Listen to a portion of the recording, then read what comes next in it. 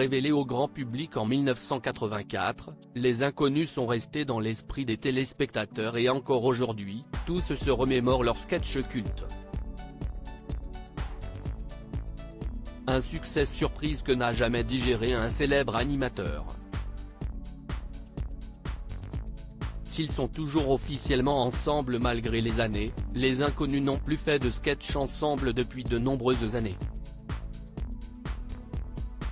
Si les fans ont pu redécouvrir les moments les plus cultes du trio joué par une soixantaine de personnalités dans Tous Inconnus, un téléfilm produit par TF1, il est régulièrement question d'un grand retour, avant que cela ne retombe dans les limbes.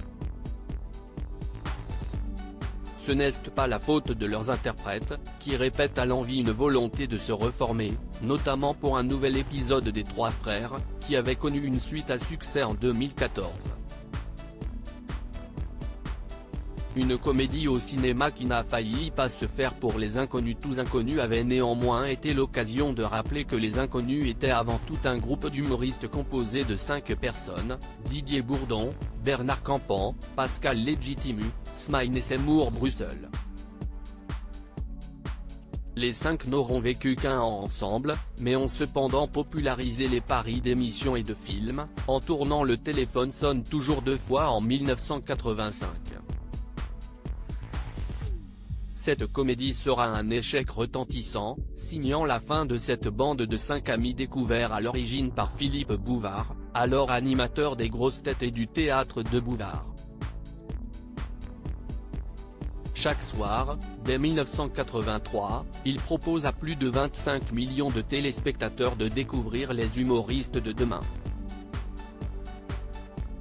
Mais le succès grandissant des 5 hommes, qui commencent à aller voir ailleurs, va sérieusement agacer l'animateur.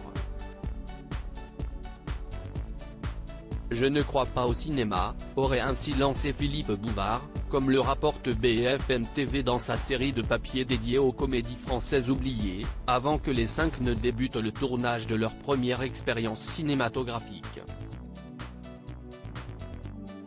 Philippe Bouvard faisait blocus pour ne pas voir s'échapper Les Inconnus de sa bande. Ce blocus mis en place par Philippe Bouvard va d'abord coûter cher à la bande, notamment car l'animateur joue de ses relations pour qu'aucun réalisateur ne soit trouvé afin que les 5 restent dans son émission. On n'avait pas l'intention de quitter l'émission. On voulait faire le film et des sketchs à côté, raconte Seymour Brussel. On a appris ensuite que des réalisateurs avaient essayé de nous joindre par le bureau d'Antenne 2 pour des films, et qu'ils n'avaient jamais pu nous contacter. Bouvard faisait vraiment un blocus pour nous garder. Finalement, Philippe Bouvard doit acter leur départ et leur lancera vexé comme un pou d'un cinglant mépris, vous allez vous retrouver avec 0 francs par jour.